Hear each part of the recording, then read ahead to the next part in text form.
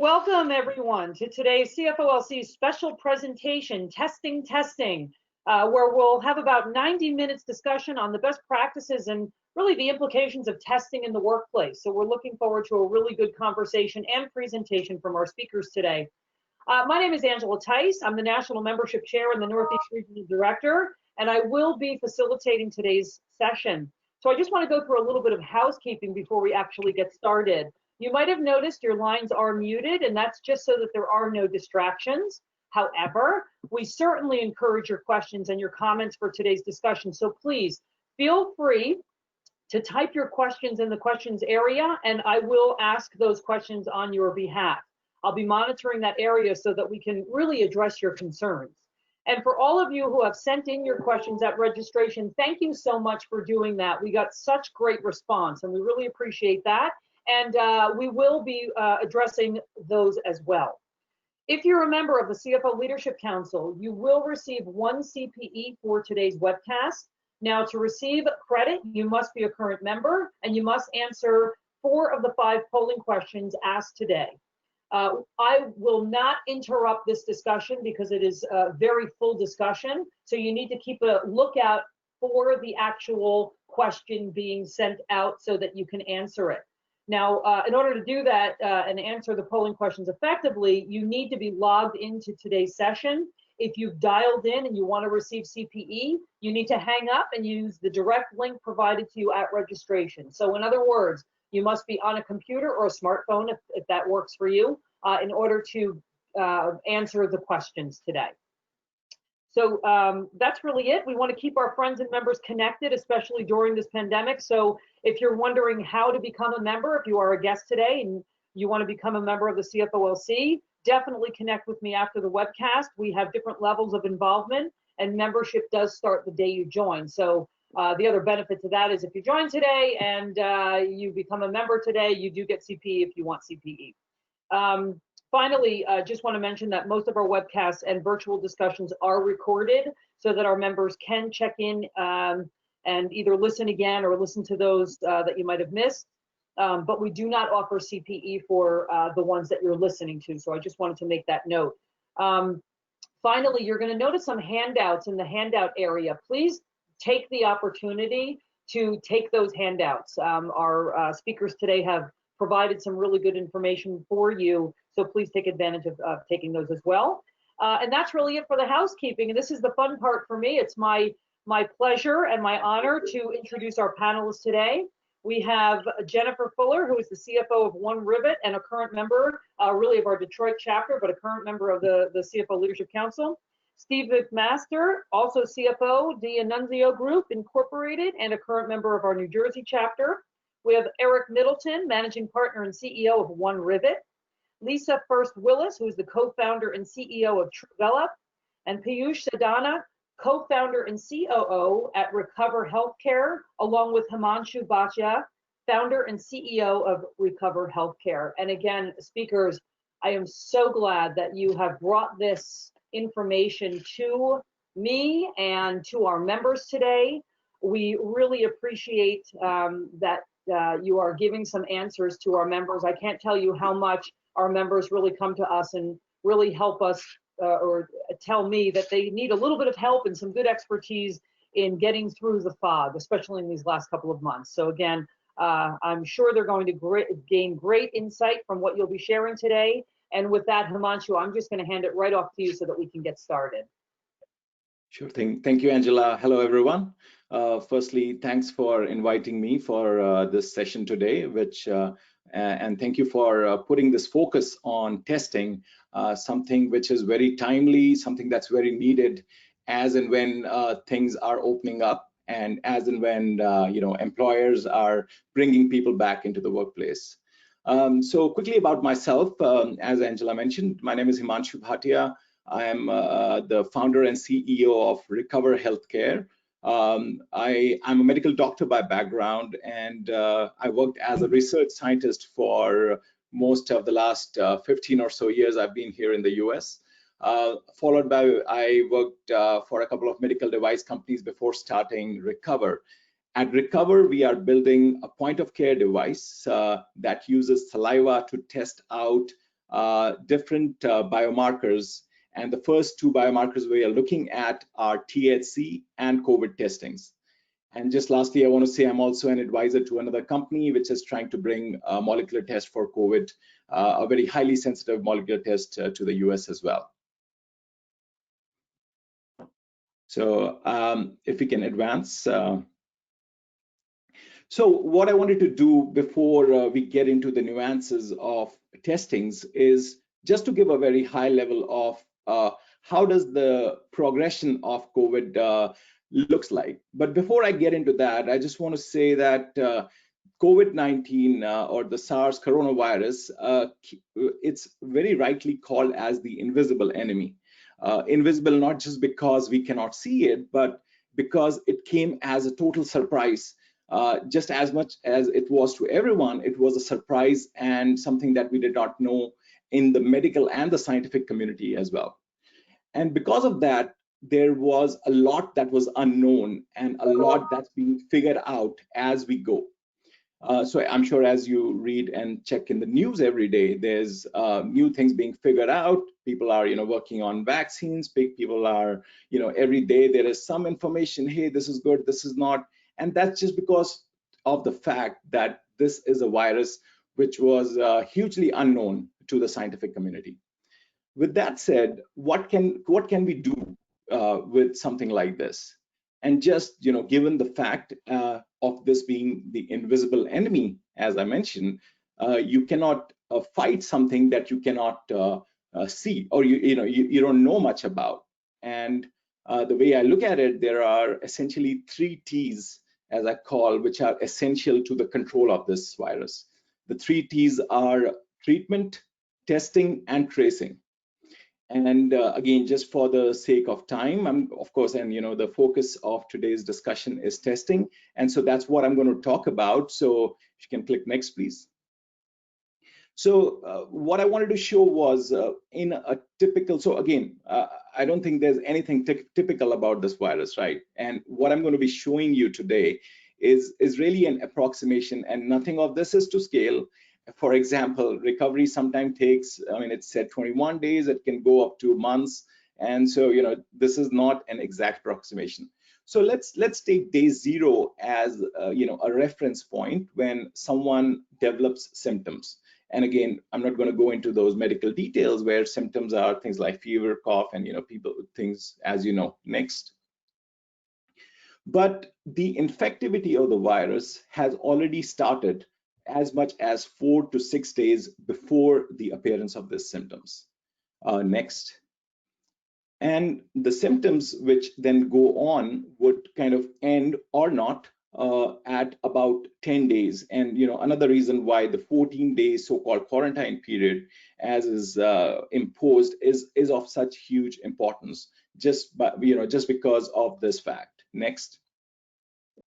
Now, another very important thing about this virus is that although a lot of people do have these symptoms, but there is more and more research and report coming out that as much as half of the people who are infected with COVID are asymptomatic.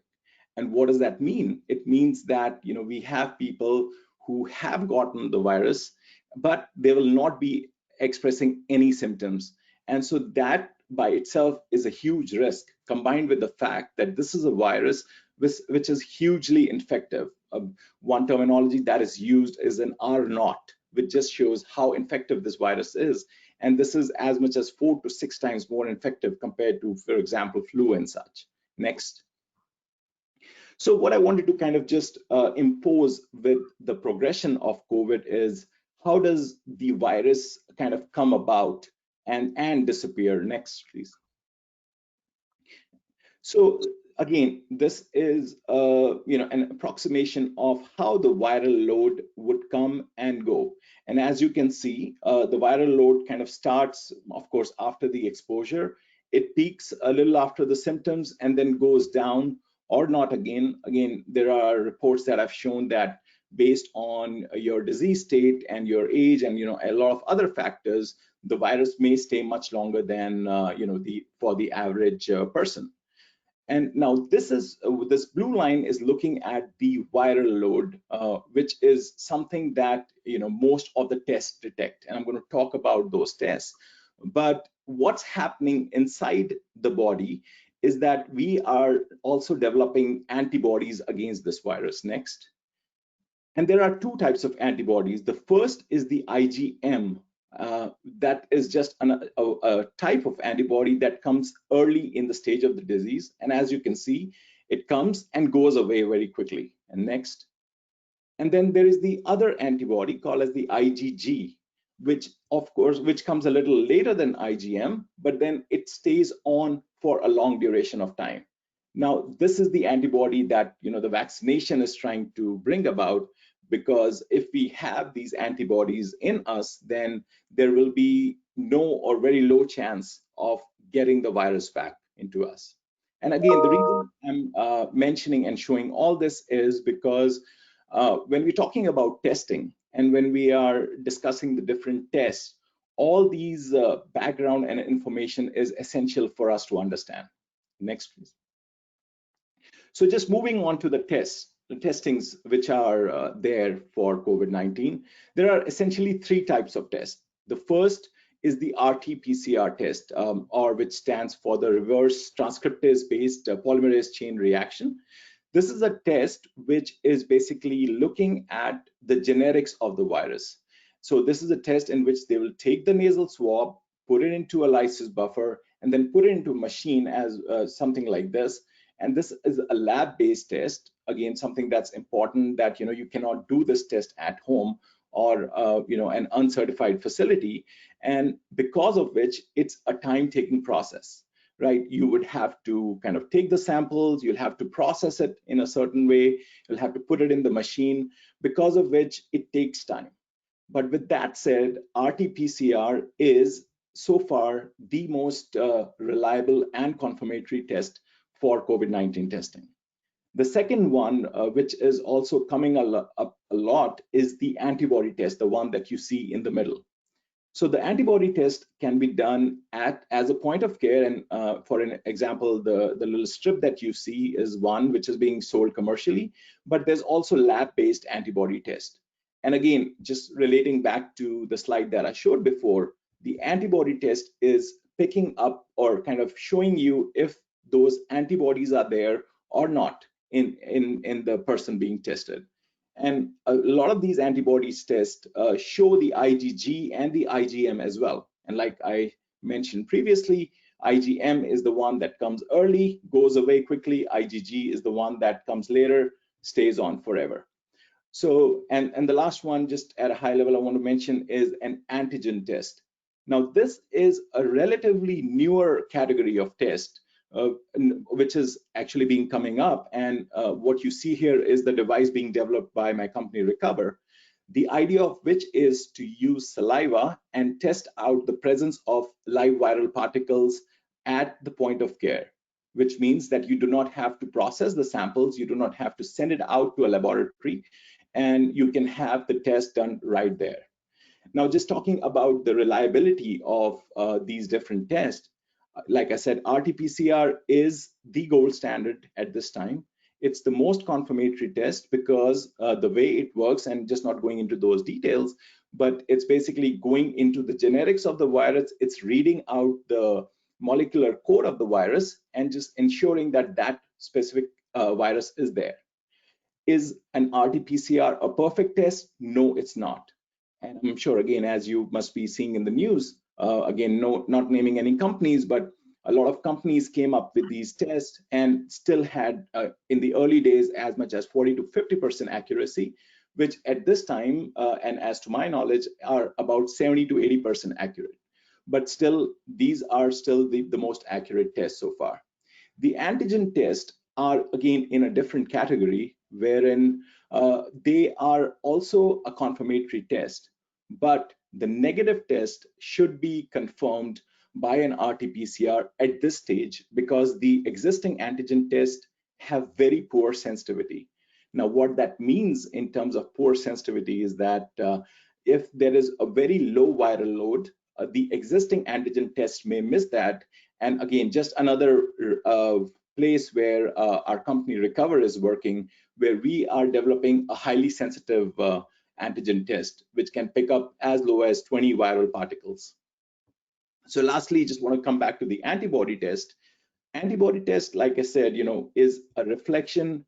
So the RT-PCR and the antigen test are essentially looking at the virus, if they are present or not. But the antibody test is looking at the response to the virus that's been developed inside the body.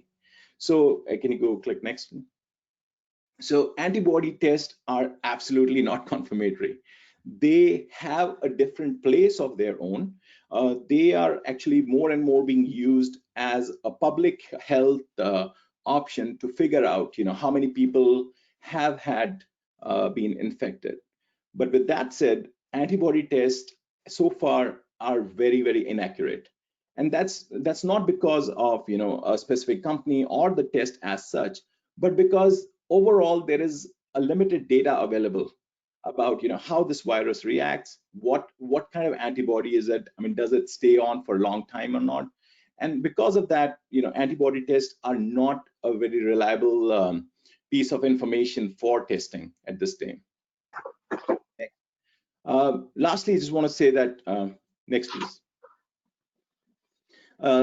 Another limitation for next for everything is to do with the fact how long do these tests take. Again, just given the fact that RT-PCR is a lab-based test, it can take a few hours as much to a number of days for you to get back the results.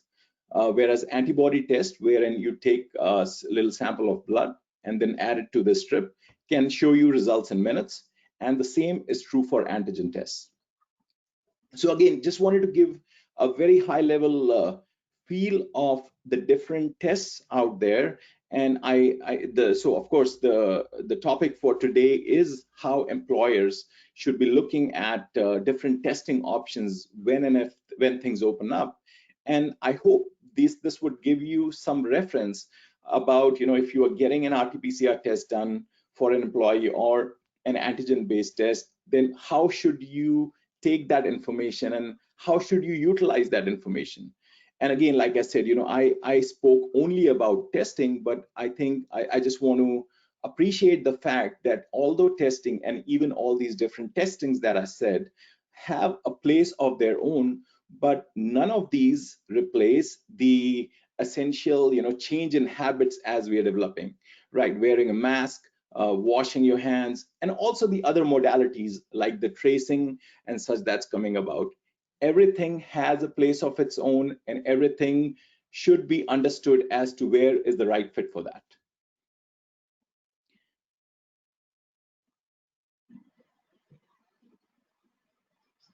So thank you. That is excellent. Yeah. Yes, Himanshu, I'm just going to say thank you for that. This is Angela. I appreciate us and the education there. I did not realize that there was different types and where they're at this point. So really appreciate that. I think at this point, Eric, you're going to bring us through, and then Steve's going to talk a little bit about, why we got together and are having this conversation. So Eric, I think I'm going to hand it off to you. And in the meantime, members, you'll see that I'm sending out the first polling question. So. Great, thank you, Angela. And again, appreciate you being here today. So you want to do the quick poll here real quick?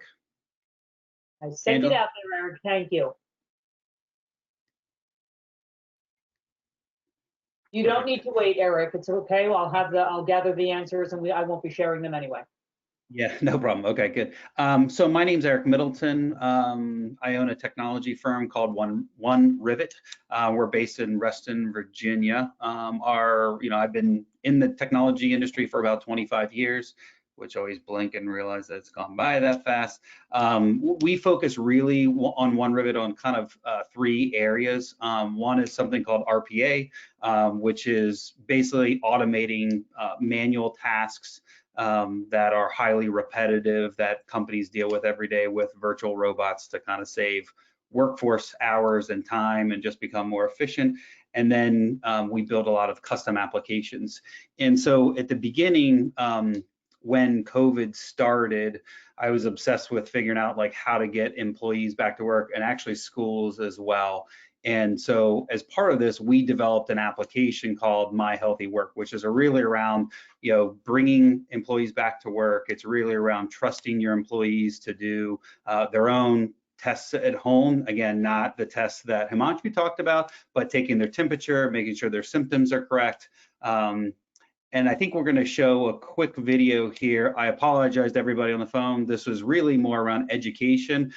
So I apologize. This is the video that we use to sell the app. But I think what's important as you all are looking at various apps that go through is making sure that the apps have some of the features that you'll see in the app today, because I think that's the most important thing out of that piece. So over to you all.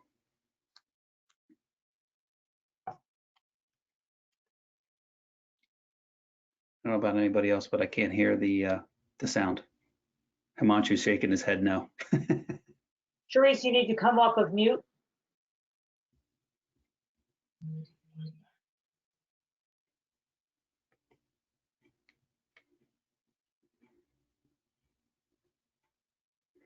I could probably talk through it a little bit since we having technical difficulties, if that's okay. So basically, we ask employees to take their temperature at home.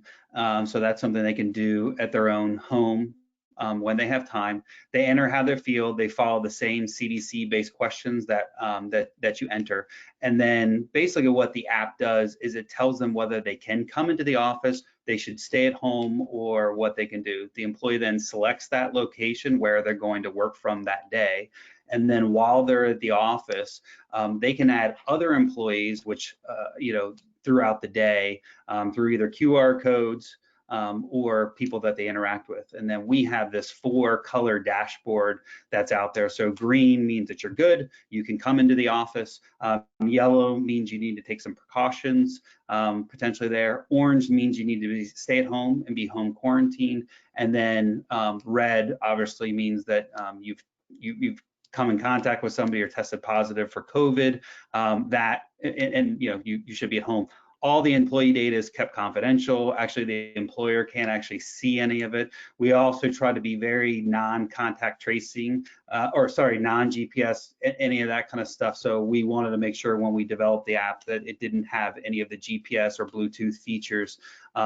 If there is an outbreak, there's a notification that goes out, as well as to HR. This is the HR dashboard. So obviously there's a small amount of people that can see that, can show you who's impacted, what their locations are, and different things like that. So let's say you need deep cleaning on certain floors within a building, we can actually show you the people that are sitting in those locations, where they are, and how they can recover from that. So that way you all can send in, people to deep clean, because we know that's another aspect of it. So those are the, really the big primary features of the app and how it works.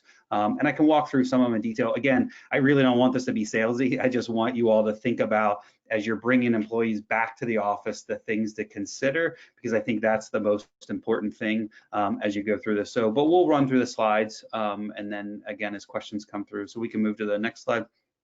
Again, and I know different employers are doing different things. What we've taken the stance on is that employees, need to be able to do this from home in their own privacy. I know some people are using thermal scanners, other people are, scanning people as they enter the building, and then if then you're answering questions, right, on paper or something like that, which are basically the CDC questions. We do that again all at home.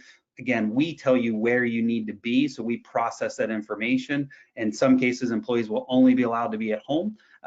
We do not want them to come to the office. In other cases, we're going to say, great, where are you going to work from today? So the employee can still say, hey, I'm going to work from home today, but if they are going to come to the office, we want to know which office they're coming to, if you have multiple offices, or if you're going to be in the field, and then why the employee is actually at the office.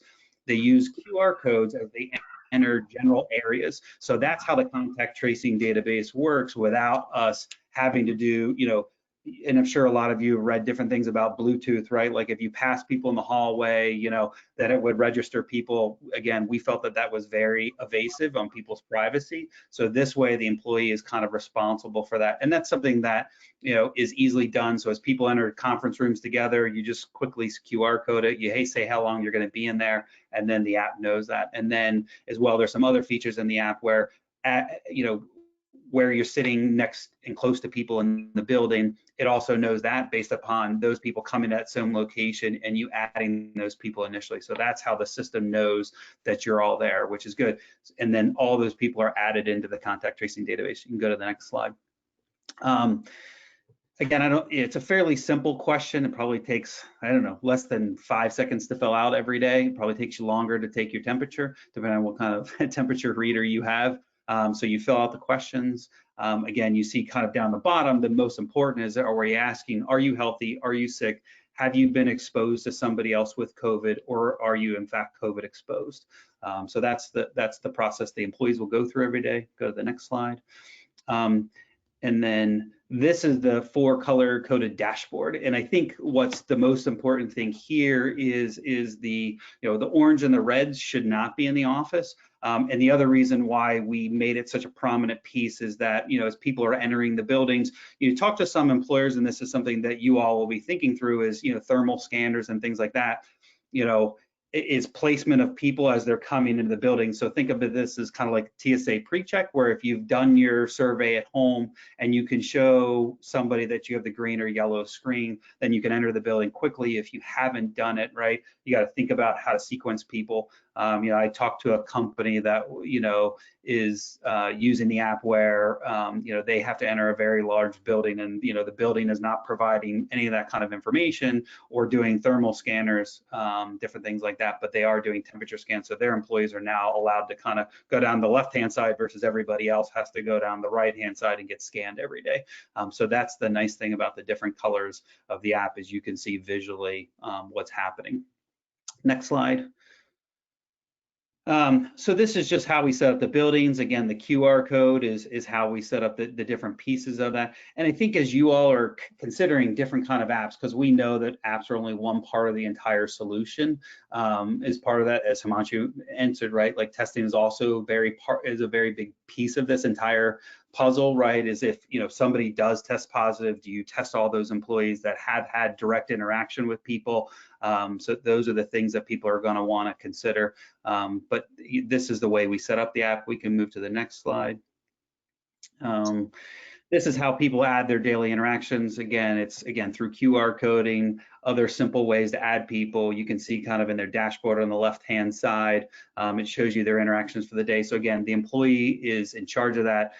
Again, non-GPS, non-Bluetooth, so that part of it. Next slide. This is how we monitor things. So if I had a meeting with Himanshu, and then Steve met with Himanshu, but I never met with Steve, and I went COVID positive, what will happen is we will send a notification. Will go out both to Steve, Himanshu. Obviously, I was the one that put it into the system, as well as key HR people that have access to the back-end system. And what happens is Himanshu's dashboard, because he and I had direct interaction, as Himanshu talked about, right, and the timing and when this happens, his dashboard will go to orange to let him know that he needs to stay at home, versus Steve and I actually never had any interaction directly together. Therefore, he needs to be cautious, because he could develop it, because he could have gotten it from Himanshu, because we know the way this disease spreads. But in that yellow case, Steve can come back into the office. He just needs to be very, very aware that, about his symptoms as he's going through, right? So if Steve wakes up one day and says, well, I have a runny nose, I think it's just a runny nose, maybe that's not the case, because we know he's had that indirect exposure to Himanshu, in that case through me. So that's the way it works there. Again, the notifications come out. Again, privacy is our top thing that we're trying to address. So you'll notice here that there's nobody's name in here. So we're not interested in saying Eric gave COVID to everybody, which is important. So around privacy is really, really key. So there's no information there. Next slide. Again, this just tells you as soon as the outbreak happened, instantaneously goes to all employees that are there, as well as key HR folks. We can move to the next slide. And then these are a set of dashboards that we have. This is one that talks about the check-in process. We can move to the next one. The next one shows you, this is the outbreak dashboard. So the HR person can log in, they can actually see who is impacted. Again, it will not tell them anything around anybody's health. It will just tell them how many days they're required to be at home if they're home quarantine. The nice thing about it is through the back end of the system, let's say that you all decided to have something like an antigen test or an antibody test. You approve the employee to come back into the system. We call it unlocking them. So if an employee, in this case where, I got COVID, Himanshu tested positive, Steve went yellow, if you wanted to test those employees, right, you could then test those employees. Himanshu then, if he proved that he had a negative test, then you can unlock him from the system. His dashboard goes back to green and he can go back. So employees don't necessarily have to be back in the home quarantine time period that we define. You as the employer have control to bring them back into the office as they get tested, right? Which is what we want the employer to have control over. That gives you an idea. Next slide. This one just shows you based on location where the spread has happened. So if you have multiple floors in your building, multiple locations, you can see where the spread has happened and what locations are impacted very quickly. So that's what that dashboard looks like. One more. This one, I know you can't see it, a bit of an eye chart here, but what you can see here is you can see what the employee has put in every day from a health perspective. So you can see the employees that are using it, not using it. You can send them reminder emails. So that's what this is using. But again, you can't see what the symptoms are. You can't see, that they've clicked off, they have a cough or anything like that. That information is all held private, which I think is important because the employer, doesn't need access to that information, right? So they should be having a conversation with them. Next slide. And then they have to sign a consent form with us and then as well the employer. And I think this is a big thing as employers are going through this, and I'm sure Lisa will talk about this as well from an HR perspective, but making sure that employees are okay with what we're doing in these cases, right? Whether it's a contact tracing system, right? Whether they're, you're doing tests or anything like that, we want to make sure that employees understand that, we're doing it for their well-being as well as everybody else. We've all been at home taking care of each other, so they have to sign some consent forms. And then again, we talked a little bit about this, why this is so much easier is because you can use the dashboard to enter the building. Next slide. Again, not to be a sales pitch here, but I think this is important as you're looking through applications, making sure they're highly secure, right? Making sure the servers are here in the United States, making sure employees' information is protected, right? All the other guidelines that are out there because we are capturing symptom-related data. So I think it's important as you all are going through this to understand, because there's going to be tons of apps. There's already tons of apps that are out there. They're coming up more and more every day. So just make sure when you all are looking at the technologies, just make sure they're highly secure. I think is an important piece of this. And obviously 250-bit encryption is important, but multi-tenant database is actually more important in these day and age than anything else. But anyway, that's just more words of wisdom for you all from an old tech guy from that perspective. And I think that's it. Great. I think, Lisa, you're up next. And again, that's probably something that so many of the CFOs who are on this today, Eric, are thinking about, how to really make sure that everyone feels safe as they're entering the office again. So thank you so much for bringing that. And that YouTube link, if you want to see it so that you can hear, I think, Eric, you did a great job there explaining it and talking as quickly as moving. But with that, Lisa, we're going to hand it to you. And you will see another polling question come out. And again, Lisa, you can just talk over it if you will. Okay, very good. Thank you so much, Debbie. And thank you all for having me join you today. I'm not a CFO. I'm your best friend in HR. Just a little bit of background about myself. I've spent the last 25 years in HR, and I'm currently the CEO of TrueVelop. TrueVelop's an HR tech startup in the continuous performance management and development space. And our developer is actually Eric Middleton and OneRivet. They helped us develop our HR tech app. And when Eric and I talked about conceptually My Healthy Work, I instantly put my HR hat on and said, wow, this is so needed. it's just an amazing piece of technology. And I had to think to myself, going back to the days of managing HR, the largest role I had was supporting 10,000 employees in multiple locations across the US. And I can't imagine being in HR in that place today. So I just want to give everybody here a lot of credit for managing through this every single day. So one of the things that I was asked to talk about today were some statistics. And this is really important just to take a look at what are some of the trends out there, what's happening today, and how are various companies responding to what's happening right now. One thing I will say, as I look through all of these different statistics, there was a similar message coming through in all of these, and that is to be successful in combating all of the challenges associated with bringing employees back to work in a safely manner. This definitely needs to be a cross-functional approach. That's finance, working closely with HR, working closely with the facilities team, and the EHS team, of course, your environmental health and safety, and anyone who's managing the risk and compliance component for your organization. It's all hands on deck, and it's a team approach for sure. So right now, there's so many different things to consider. We're talking today about, contact tracing, employee testing, but there's all these other aspects that go in here too. So some of these stats that we're going to talk about speak to that. Facility and workstation reconfiguration is one of them. What are the cleaning and disinfecting protocols that are going to be followed? Do we provide face masks or not provide face masks to our employees? What are the other PPE requirements? There's other questions about staggering shifts, start times to support social distancing.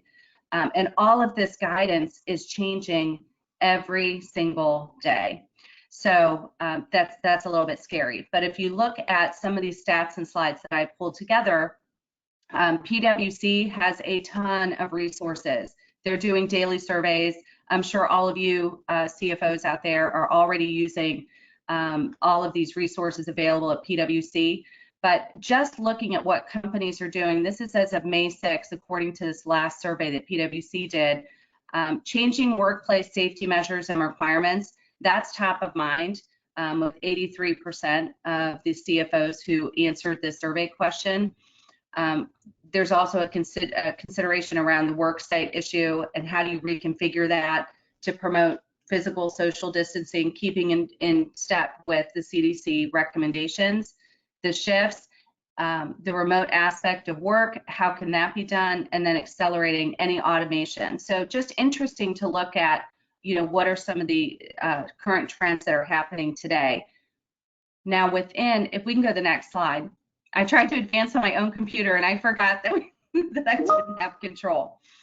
So the next piece, which I thought was really, really interesting as I was pulling together all of these different resources, employers, one of the issues for consumers, according to Edelman, is that employers have a responsibility to keep their employees, their customers, and their vendors safe.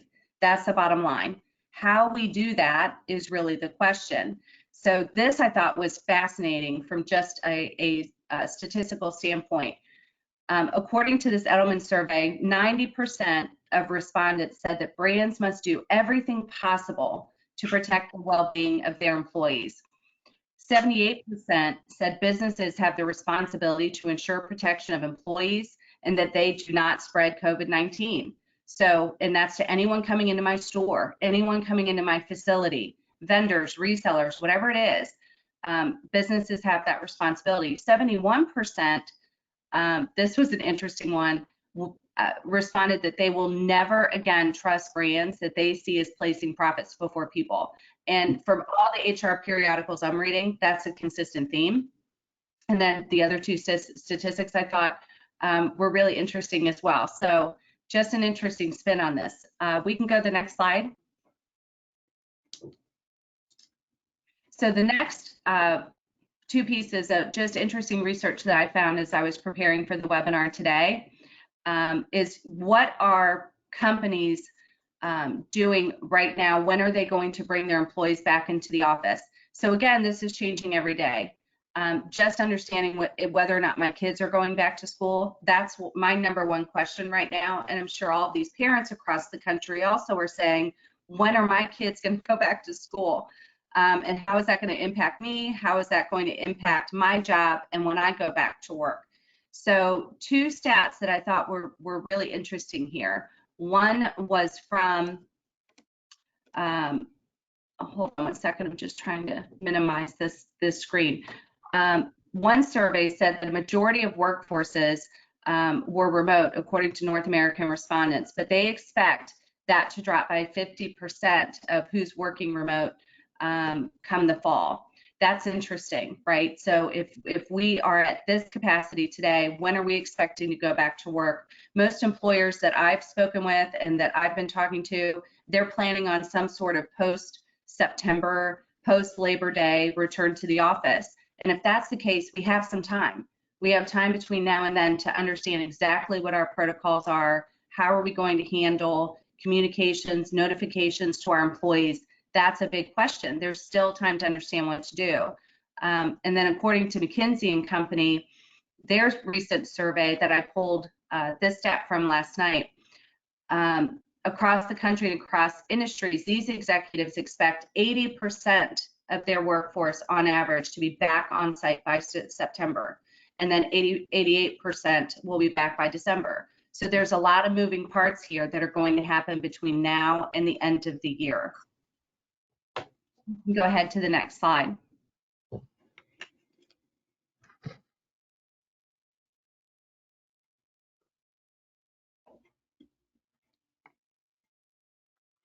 Are we able to advance to the next slide? It's there, Lisa. I think it's maybe slow on your end. Oh no, it must be a delay on my side. Oh, there we go. Excellent. All right, so here's another really interesting stat, and I hope that this is big enough and that people can see this. I don't know if there's a way to enlarge it. So the other area that I pulled some additional stats from, McKinsey & Company is publishing regular reports, and this is as of June 26th. So this is good current data.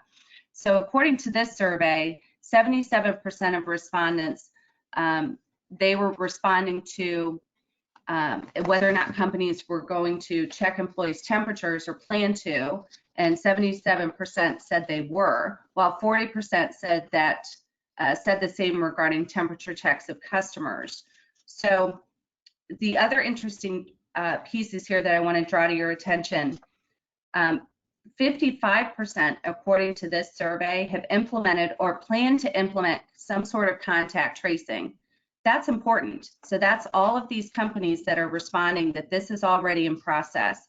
54% say that they will have employees complete an at-home health survey, and 35% have implemented or will require regular diagnostic testing for employees. So this is a real consideration that companies are taking into account everywhere across the country. Let's go ahead and go to the next slide. This is, again, just more backup and additional data.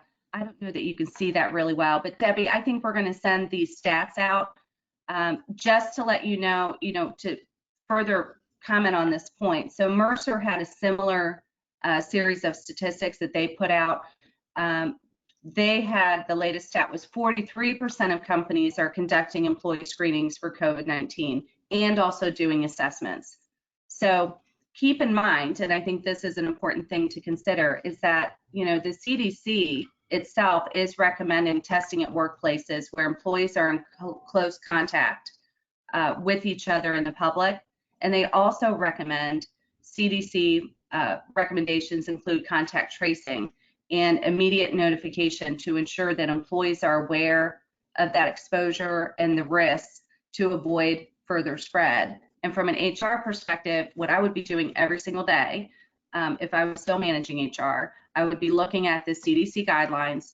I would be looking at the EEOC regulations. I would be looking at the OSHA requirements to understand exactly how all of these different things and what the latest trends are, the latest recommendations, so that I know that I'm in compliance. Debbie, I think that was my last slide, but I'm not sure if we want to advance to the next slide.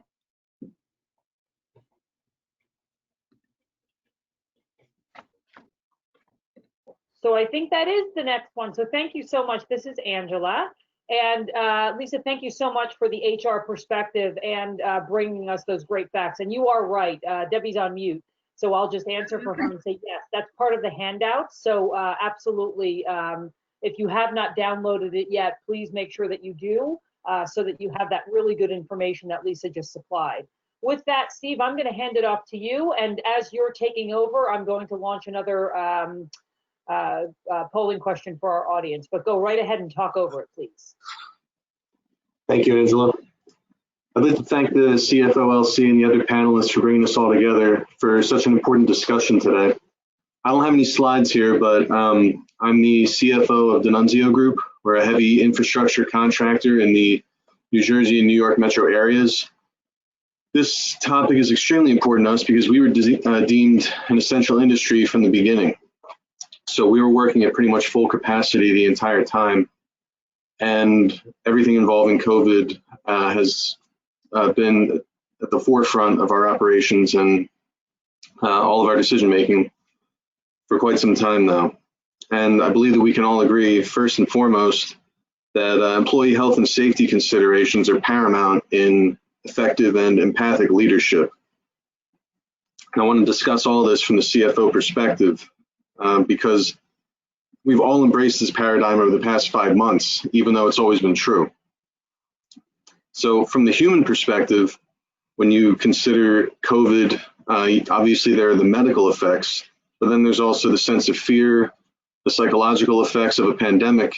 And these are all things that must be considered in terms of bringing your employees back to work safely and how to make them feel comfortable. They need to know that we're looking out for them. So technologies such as the ones that are being discussed today are very important in that pursuit. And also from the human perspective, the drug testing aspect, helping people stay safe. We have job sites with heavy machinery. There's random drug testing, but there's also incident-related drug testing.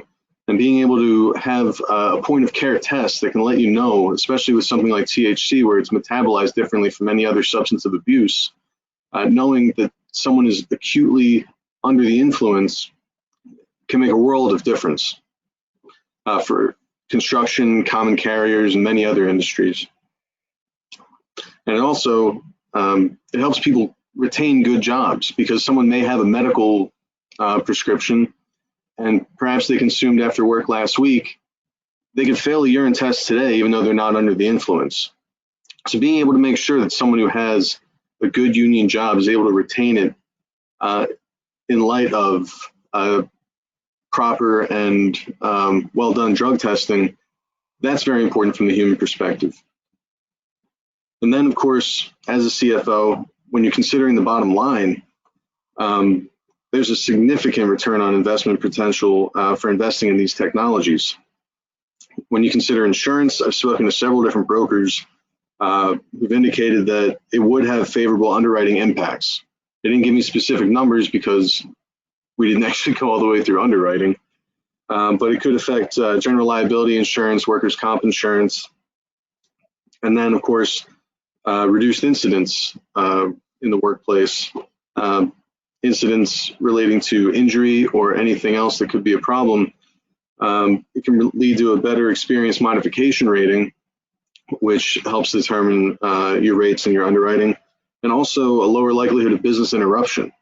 So being able to make sure that everyone is safe and taken care of, being able to test for the symptoms, do the contact tracing, and then perform a saliva test or point of care testing to determine on the spot if someone does have COVID antigens or antibodies. That makes such a world of difference when you're considering taking care of your employees and making sure that they all feel that they're protected and that you're looking out for them. And then it all dovetails with the human perspective in terms of reduced employee turnover. When employees know that we have their best interests in mind, and then when we're looking at something like this, which is unprecedented in the modern world, and then we're looking out for them, they're more likely to stay with us, help us improve the business together, and look to the future together as we all embrace this new normal. That's all I had. And thank you. Thank you so much for that, Steve. We appreciate that. And, you know, just again, I can't reiterate enough, you know, the reason that we ended up having this bigger conversation is because across the board and really across the 27 chapters throughout the United States and Canada, this is, of course, the topic, right? And so many of you have come to me or we've spoken and we've just been talking about, you know, getting back into the workplace and, you know, what does that look like and how do we go about doing that? And, you know, again, you know, I keep using the same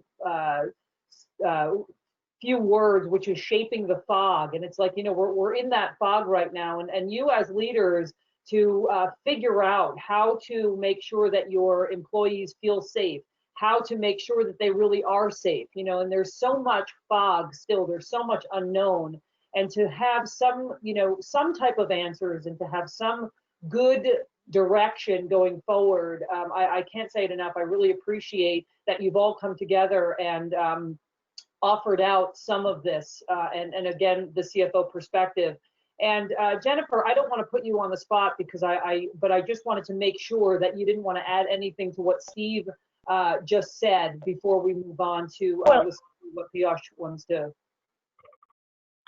Hold on, I got it. Thanks, Angela. I think that having done this myself, contact tracing is a very difficult process. And I think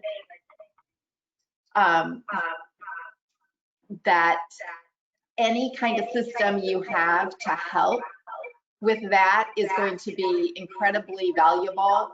We had employees early on doing essential services that contracted COVID, and they needed to then be questioned about who they've been in contact with. And this was a time when not many people were in the workplace. So it wasn't that difficult, but it caused an extreme amount of stress for everyone involved. That they didn't need any more stress at that time. So I think it's really important that we look at what's available to us as we go forward and do go back to the workplace.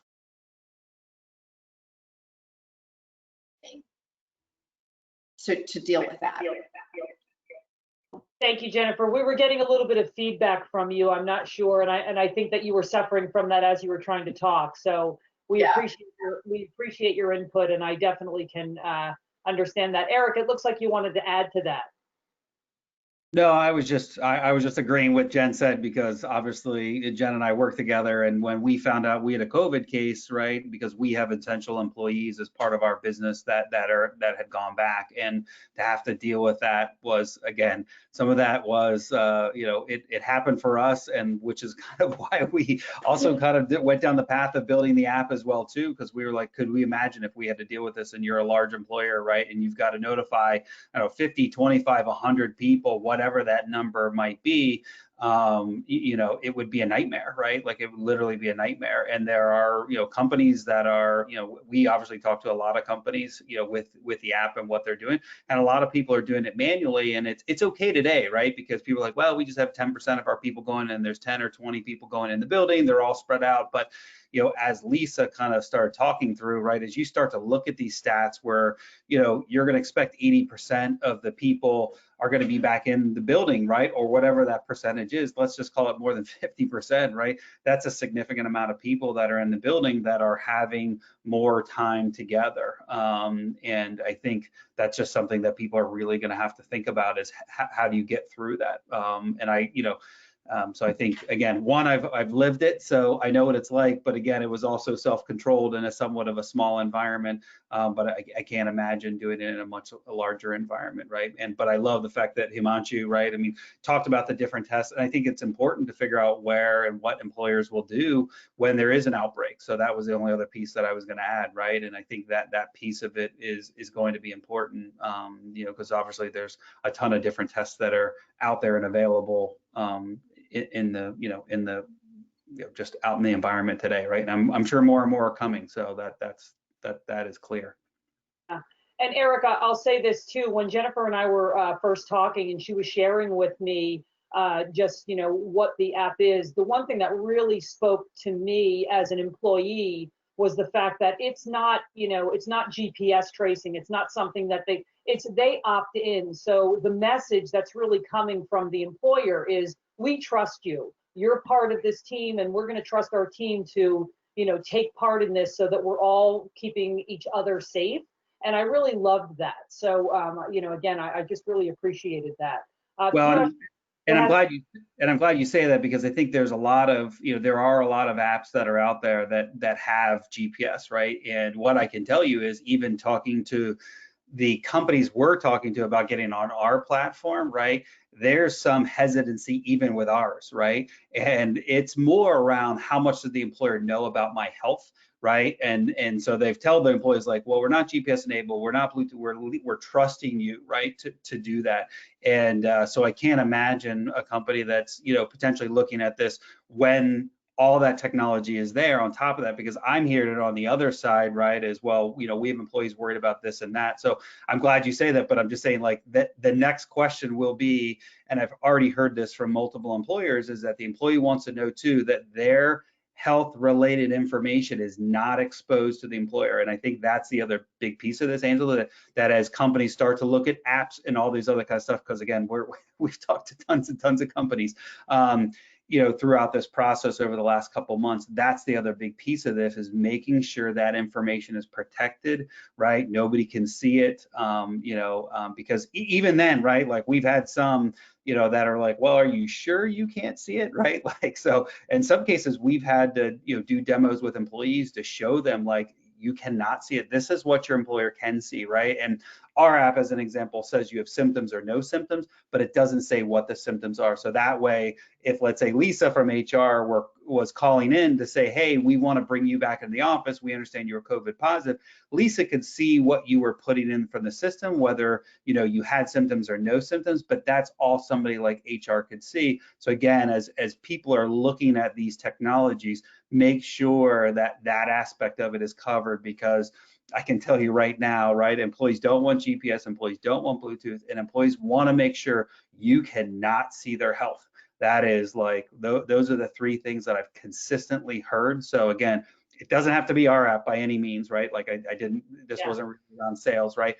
But this is what we're hearing from people, right? We're hearing it from frontline employees that are using the app, right? We're hearing it from employers. So, and we're not hearing for ones and twos, right? Like, we've talked to hundreds of companies, right? Yeah. That over the last several months as we've been building out the app.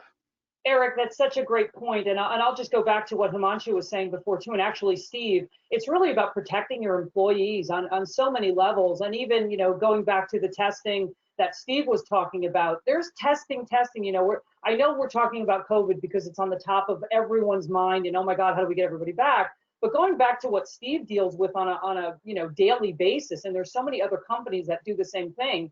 You know, we talk about THC, and that's a whole other topic.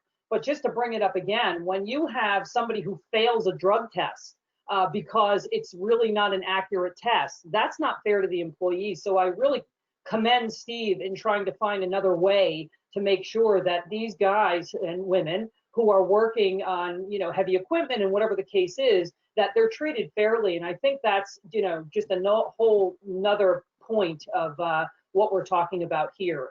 We can go on, and I want to make sure that we have enough time for some of the questions that we're already getting, and also just Payush, so that you can bring in the next part of the topic. And Payush, if you don't mind, as you start speaking, I am going to launch the last of the polling questions, just so that we get those done as well, okay? Sure, thanks, Angela. Absolutely. Yeah. Can you hear me? Yeah. So no, I think everybody here understands that we are in uncharted waters, and next 6 to 9 months will be uncertain till the vaccination is available. And Himanshu will agree, and everybody will agree, even when vaccination is available, the efficacy of that, it will take some time to figure it out. So I think we are in here for long run, and we will adapt, and we will learn to live with this virus like flu. And for that reason, we as business leaders, we need to make sure, we need to find innovative solutions and deploy those solutions to make workplace safe and bring employees back. Totally understand that health of employees is paramount, but at the same time, being an ex-investment banker and finance executive, I also understand that resuming economic activities are very important. And for that reason, all these solutions from testing to tracing to infrared thermal temperature checks, all those solutions we need to look at and deploy them, not in isolation, but maybe combination of the solution, and triangulate the data points to bring employees back to work safely. On that regard, on testing front, our device, which Himanshu mentioned, it's a point of care rapid detection device. So Himanshu explained different types of tests, PCR test, antibody test, and antigen-based test. Both PCR-based test and antibody test have limitations. PCR has capacity constraint, long turnaround time. It's not cost effective also to be deployed at workplace. Antibody tests, now I think there was a research that the antibodies also doesn't last too long. So those are not confirmatory, as Himanshu mentioned. In fact, antibody tests are illegal as per EEOC. However, the antigen-based highly sensitive tests are a very good solution, effective solution to deploy at the workplace.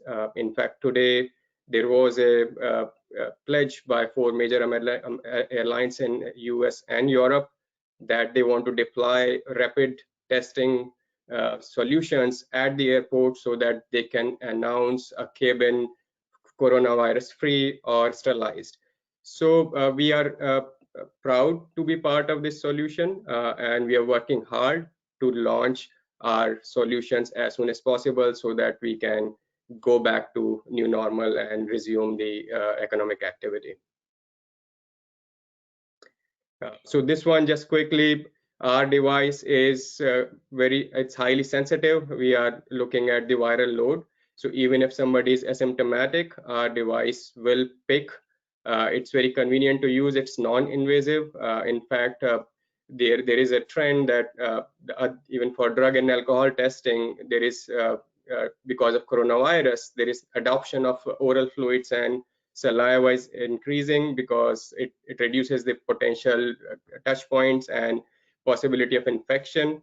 So it's a very donor oriented method, non-invasive, and also it detects, as I mentioned, when person is asymptomatic, we will be able to detect, and then you can decide whether to bring the employee in or not. So we are working hard, as I mentioned. We are looking to launch this device to get through the emergency use authorization approval of FDA as soon as possible and launch it. And at the same time, as Steve mentioned, all other issues during this crisis, drugs of abuse, substance abuse increases.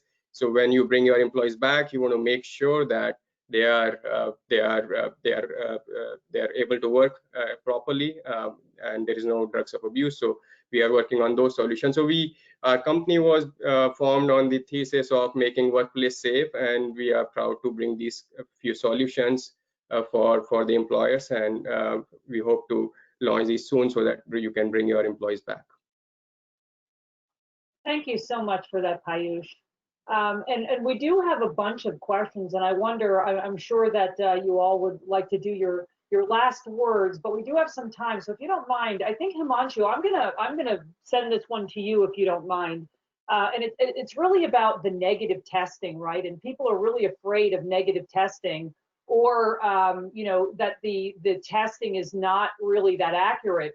So like if you, let's say you tested positive, right?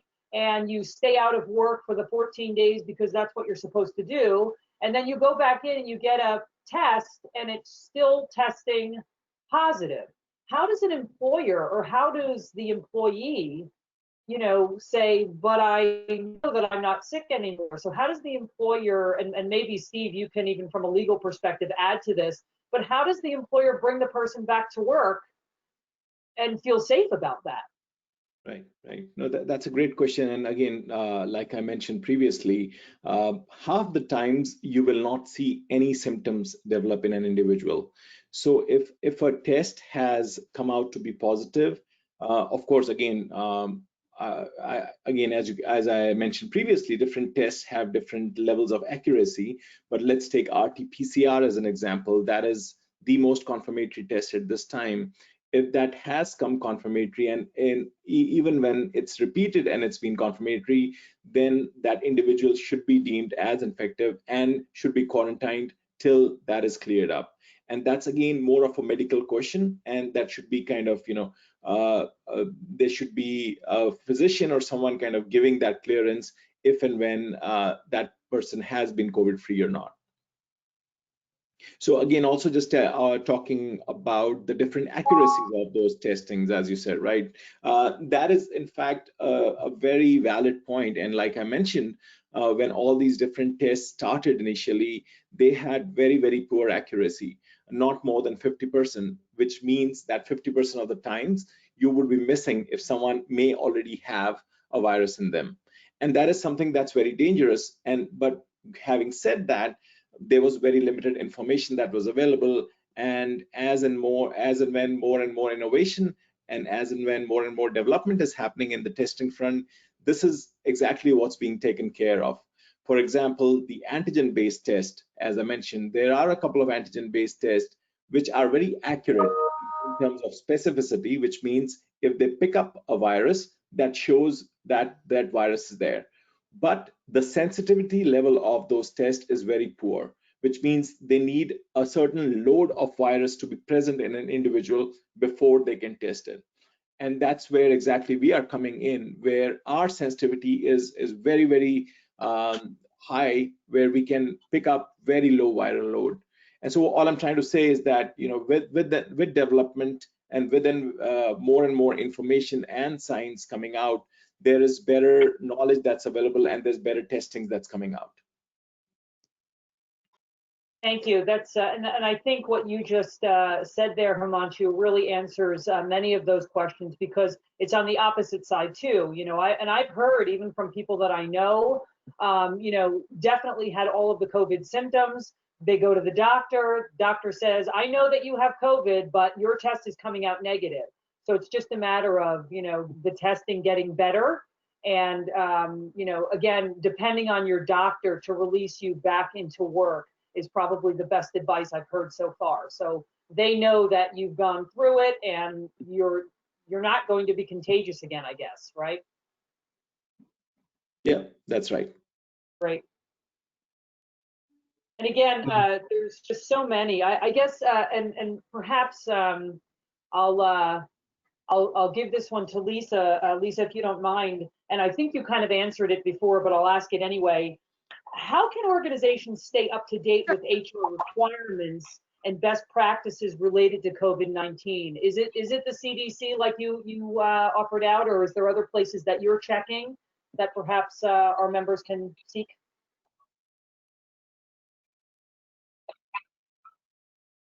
So I would always go to SHRM. If you're looking for, that's the Society for Human Resources Management, SHRM.org, I believe. But they have resources, templates, guidelines, best practices, policies, procedures, checklists. It's a really great one-stop shop for that. But I would look at all of the big insurance providers and see what they are suggesting to see if there's anything from a risk mitigation standpoint that should be considered. Checking all of, you know, the local law firm websites as well seeing what they're recommending from a best practices standpoint, because there's a lot of risk mitigation and just compliance related issues to consider. The EEOC, OSHA, CDC are the big federal ones. And then again, I would just look at some HR resources like SHRM, and then also legal and your insurance risk providers as well. Thank you so much, Lisa. And I guess for the CFOs and perhaps Eric as the CEO, just leaders of your company, there's probably all of you. What is your feel on, getting employees to sign a waiver about getting COVID before allowing them to get back to work or get into the office? I don't know if there's any laws about that right now. There's probably so much going on, but I know that our leaders that are on this call are, thinking about that. So I don't know if there's actually any mandates right now, but is there anything that you know of that, whether or not you're, having them sign something that says we're not liable, any thoughts on that? And I'll hand that out to anybody if whoever wants to take a shot at that answer. If I can say, we've talked to our insurance company and we've talked about protecting the company against claims for COVID. And our insurance company, at least general opinion was, yes, anybody can sue you for getting COVID, but it will be so hard to prove from where they got COVID, because people don't just go into the office and then go home and sit at home, and other people in your home have been places. So it's one of those things that, yeah, they're aware that's going to probably happen, but they're not sure how it's going to play out, and they're not overly concerned about it, was the reaction I got when I talked to our insurance agency. And I'd like to add, in addition to that, that's a terrific insight, Jennifer. Something that we had discussed with our insurance company as well, that a bedrock of employment law is reasonable accommodations. So if you're having open dialogues with your employees and you are receptive to their concerns and they feel comfortable telling you, and you make reasonable accommodations, then a waiver, I think that a waiver, having them sign a waiver would be, that would create an air of distrust. And it would be antithetical to what we're trying to accomplish here in terms of bringing everyone back safely and creating an environment in which they feel safe. So making these reasonable accommodations and listening to them, I believe that that's the best approach for now, as well as implementing whatever technologies you can. Thanks, Steve. Anyone else have any input on that before I ask another question? It's amazing how many we have, and it's because this discussion is so important. Okay, I always take silence as a no. Sometimes I take it as a yes. It just depends on which one I want. You're gonna have to start rapid fire questions here soon. Yeah, exactly. The other one, and it's kind of, this might be your personal perspective. It might be legal. But, there's a lot about, testing your employees before they come back into the workforce. Some people are thinking, yeah, this is something that I absolutely want to do or will do. And I guess, I don't know if there's, again, going to be a law about this either, and it could be by state mandate because of, things that are happening. But if an employee refuses to be tested, right, can they be sent home? Like, is this just something that it's going to be a rule from the company itself? Where's the line drawn, and is there a legal versus a personal, or, just by the company? Again, I think that there's so much in that question. Anybody take a stab at that one? I think Lisa could. So I was actually looking at that last night, and the EEOC actually has a posting on their website in their Q&A about what can an employer do if an employee refuses. But it's also something you need to take into, I mean, honestly, anytime that an employee refuses for any sort of testing, or pre-employment or return to work requirement, that's something that I would run by my legal team. So I just want to reference quickly what the EEOC guidance is, so I don't want to misstate it. But I think it's definitely a legal opinion for that to be weighed in on. Let me see if I can find it real quick. That's great, Lisa. Thanks for looking it up. Yeah, no problem. Go ahead and hit the next question while I find this reference. Sure, sure.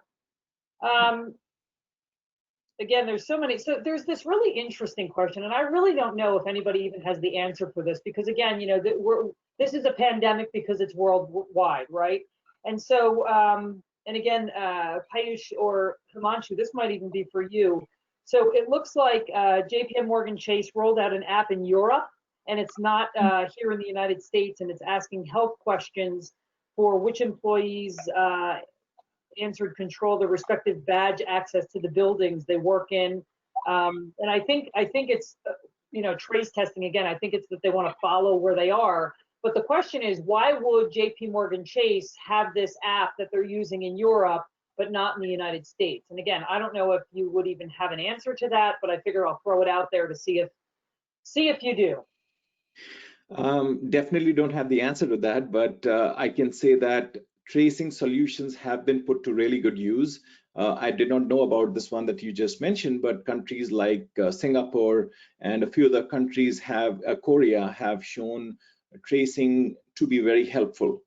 With that said, in the US, and I don't just mean to say US, I think it's about the willingness to share that information. It's about you know, how much of the privacy laws are there in different countries, which, you know, where can you force someone to use a tracing solution or not, will affect, you know, the use and the outcome for such a solution.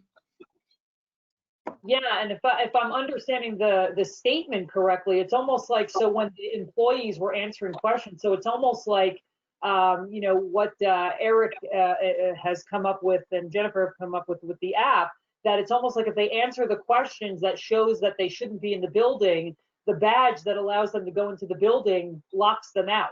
And I'm like, I mean, that's a surefire way of keeping them out, right?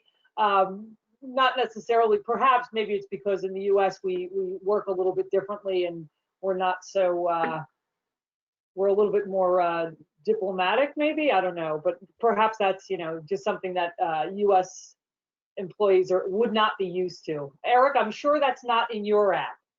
So no, it is not, but we've actually had a lot of employers ask, can we export that data, not again the health related data, but basically whether their dashboards are orange or red because they shouldn't be allowed in the building. So that's something we've considered, right? Obviously we wouldn't export the colors, but just to say, and then feed it into, you know, the Castle systems or whatever it is. So we've had those conversations. We haven't made a definitive answer on that, but I can tell you there are companies that are very interested in, like, you know, because again, some companies, depending upon your size, right, you can't afford to have somebody temperature scanning, right, or, you know, or the building's not providing it, right, but you want to provide that level of security for people, right, you know. So it's definitely a topic. We've heard it before. Not a lot, I would say, Angela, but I would say out of the customers, you know, probably about 10-20% have asked, can we get the data to unlock to lock the badges? Interesting. Yeah, and I can see both sides of that, truly. I really can. You know, you just, again, you want to keep your people safe, and one never knows, right? Lisa, I'm not sure if you were able to find it or if I should ask another question. No, go ahead. So what I was just looking for the reference, and I was going to throw it in the chat box. So I will throw it there as soon as I find the right, and I'll post a link. Go ahead and move on. That's great, and thanks for posting the link if you find it. And you know what, truly, even if we're finished here and it goes out afterwards, we can always make it available to them afterwards. So another one kind of on that same token, if an employee feels at risk at work and the employer has complied with all safety standards, can an employer, and Steve, this might be for you, can an employer release that employee, I guess fire that employee, right? So, you know, what are the procedures or immediate protocols for these types of events? And again, I think these are things that we're probably building right now, but I don't know if either Steve or Jennifer Fuller, if you already have something in place that if a person, you know, has not, go ahead.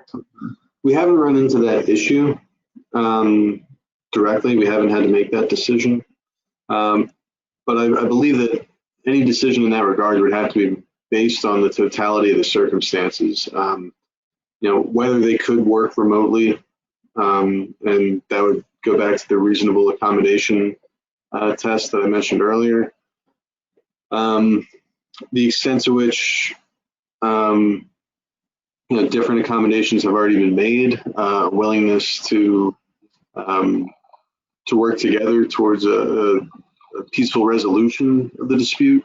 Those are all different things that would have to come into play.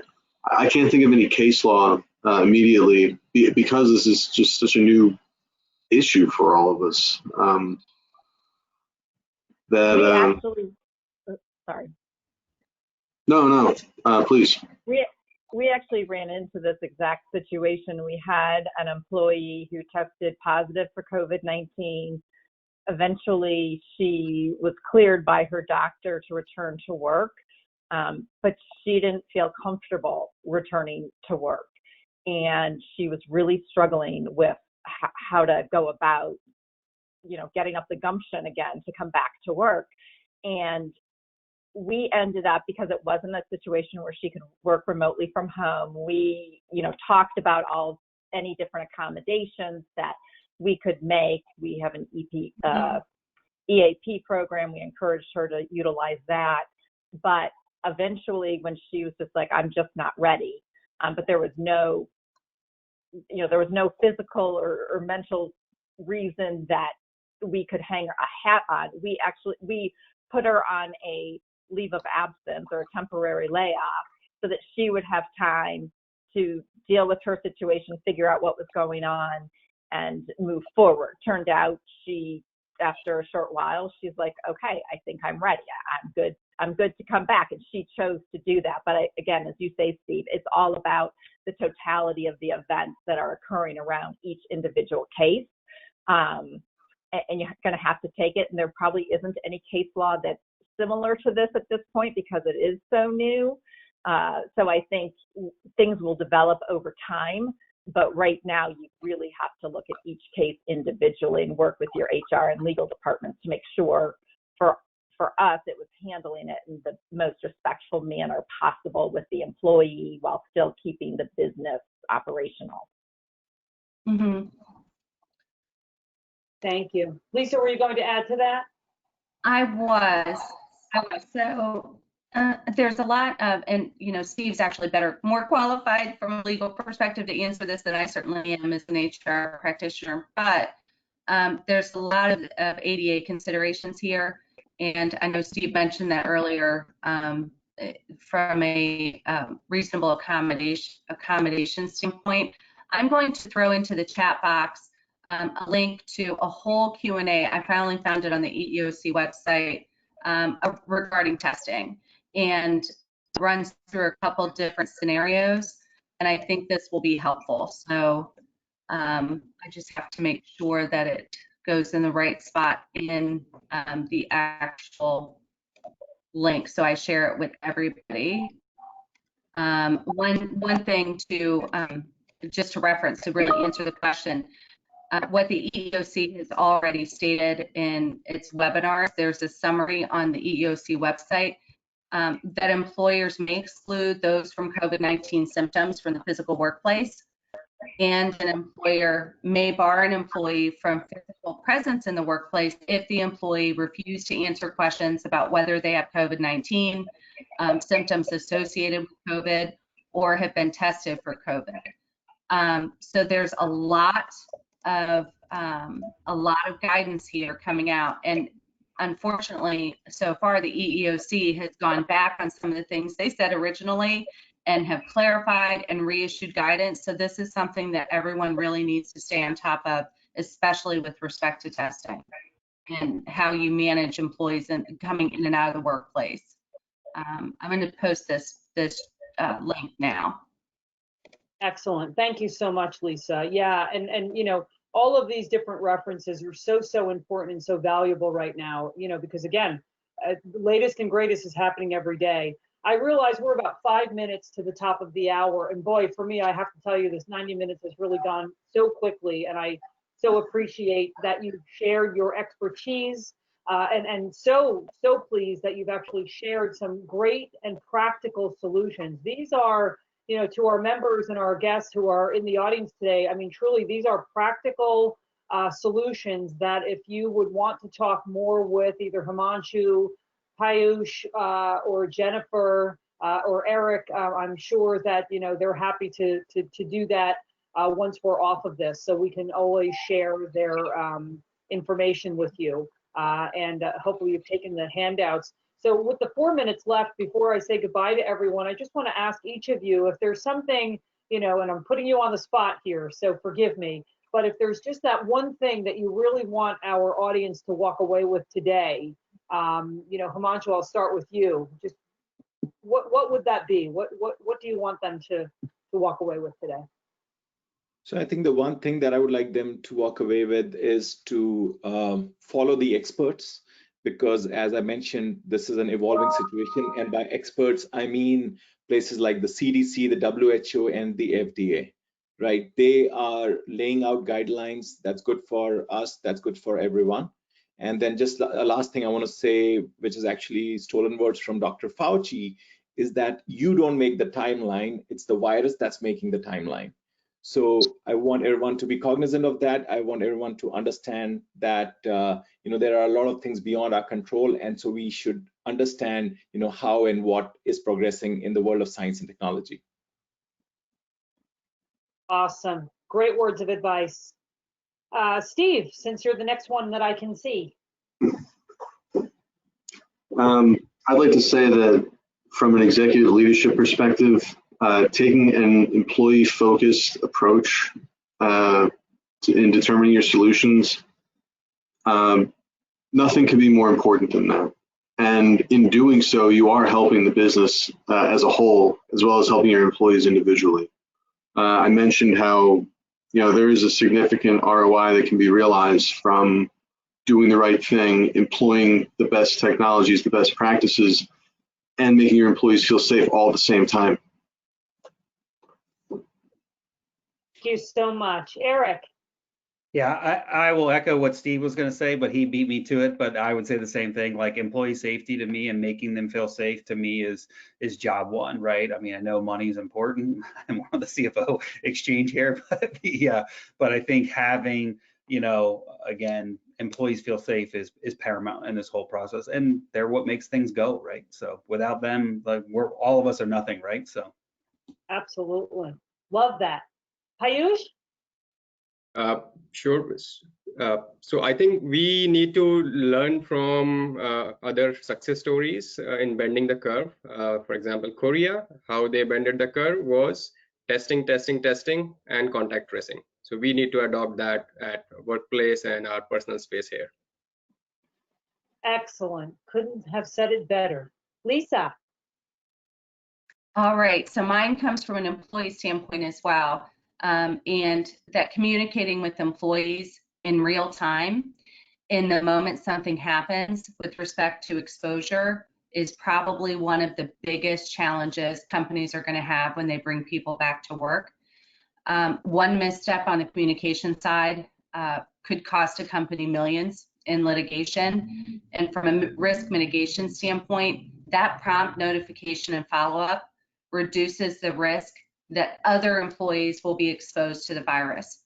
So once you know that you're in a situation, and this is where that contact tracing really makes a lot of sense and it adds value, I'm able to then automatically notify everyone who has a possible exposure. And that's where you're seeing all of these lawsuits starting to come up where the employer didn't promptly notify its employees that they have a potential exposure to coronavirus, and that's really scary. So the real question, I think, for me is, what if I do nothing? And what if I do not consider testing? What if I do not consider contact tracing as possible solutions as we bring people back to work? That's the real risk here. I love that. What if I do nothing? And finally, Jennifer, you're going to end our talk today. Well, it's hard to come last, as everyone's pretty much said everything that I think really wraps up the session. But I think, just concurring with everyone, employers need to find solutions. They need to be flexible. They need to be in constant communication with their employees, let their employees know that things are going to change, and that may change their policies as well. And that's just the time we live in right now. But I think the employer's biggest job is to protect their workers, as Lisa was saying, and to make their workers feel safe returning to work, because no one's going to be productive if they're not feeling comfortable to some degree returning to work. There's going to be a number of strategies you need to employ, whether it be social distancing or physical barriers. There has to be testing, and from personal experience, there has to be contact tracing. You can do it manually. It is not a fun process. We did it. You're hounding an employee who's already down, or maybe has a loved one who's been exposed, and their memories aren't real clear, and everything's a little foggy. You try going, I can't remember what I had for lunch an hour ago, let alone who I talked to or was in contact with 14 days ago. So the contact tracing is going to be incredibly important and go hand in hand with the other testing and social distancing. And you have to have all those balls in the air at the same time. Beautiful. Thank you. And I'll just say, absolutely, I'm hearing from so many that, they're looking at where they're going to utilize technology, right? If this is not like one of the most important places to use technology, I don't know where it is, because to your point, doing it manually will be almost impossible once everyone's back to work. So again, just a couple of minutes past the hour. So I just want to say thank you again to all of you. Thank you so much for sharing your experience, your knowledge, and truly some practical solutions. To our audience who is still on, I just want to say thank you for joining us today. And I really do hope you received some valuable and practicable information that I really believe you have. If you'd like to continue today's discussion, I encourage that you reach out to any of our panelists, speakers, and I'm sure they'll be happy to connect with you. And I'm always happy to connect you with them if you want me to do that. So this does conclude our presentation and our conversation on testing 1, 2, 3. I'll say stay safe and stay connected. Thank you all again, and have a great rest of your day. Thank you. Thank you. Thank you. Thank you.